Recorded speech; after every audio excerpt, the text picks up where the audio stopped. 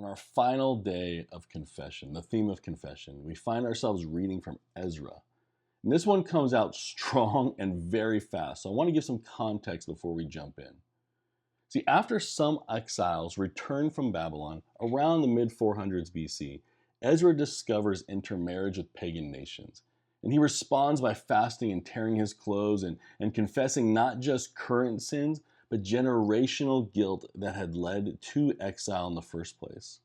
And the verses read out of Ezra: "At the evening sacrifice I rose from my fasting with my garment and my cloak torn, and fell upon my knees and spread out my hands to the Lord my God, saying, O my God, I am ashamed and blush to lift my face to you. My God, for our iniquities have risen higher than our heads, and our guilt has mounted up to the heavens.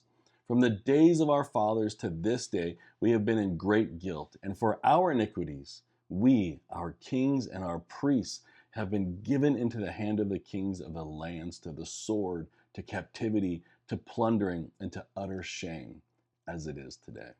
And we read that in Ezra 9, verses 5 through 7. See, Ezra doesn't just pray with words, he prays with his whole body. He tears his clothes and he falls on his knees. He spreads out his hands. His prayer is filled with shame and sorrow. The words say, our guilt has risen higher than our heads. Our guilt has mounted to the heavens. Ezra doesn't blame enemies. He doesn't blame circumstances. He says plainly, we sinned and God allowed us to be disciplined. That's true repentance. Not a quick apology, but deep honesty. Not excuses, but humility before God. And that should bring us to our prayer prompt and our posture of being, oh Lord, I fall before you. Our guilt is great, but your mercy is greater. Forgive us and restore us to yourself.